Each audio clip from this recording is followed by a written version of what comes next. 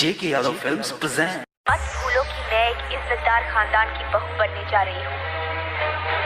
हमारी शादी हो रही है उस लड़के से जिसे हमारे पिता ने चुना है, हमने चुना है अपनी मर्जी से।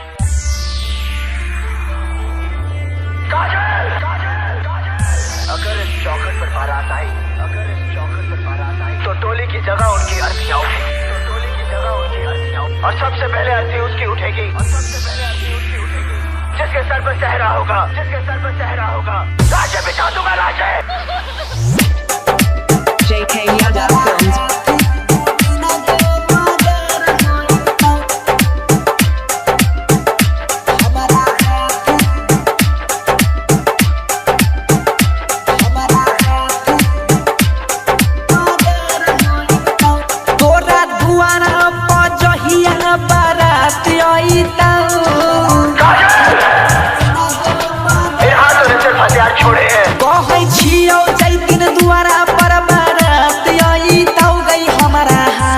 से हमारा हाथ दू तीन गो मर्डर होई तो इहे हाथ से दू तीन गो के मर्डर होई तो।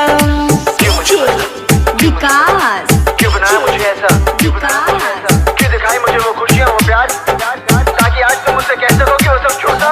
मतियार कला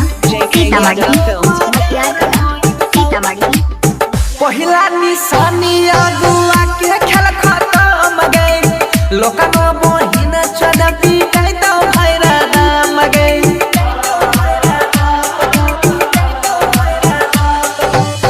पहिला निशानी अगुआ के खेल खत्म गए, लोकन बहिन चदपी कह तो भैरा दाम गए।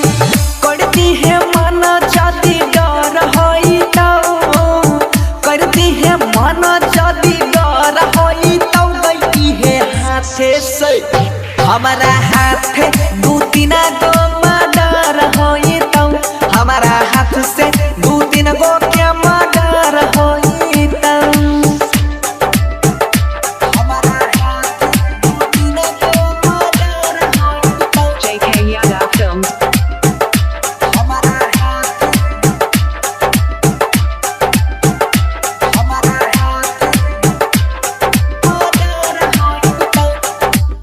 क्रिया तो हर दूल हक जान ले, दोसर के घर है गई बसैले न देव। सबसे पहले अर्थी उसकी उठेगी, जिसके सर पर सहरा होगा, क्रिया तो हर दूल हक जान ले, दोसर के घर है गई बसैले न देव।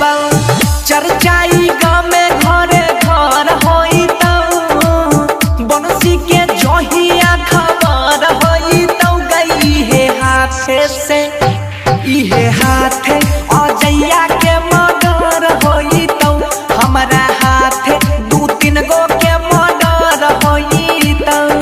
शांति रिकॉर्डिंग स्टूडियो राजा जनमानसी। JK Yadav Films।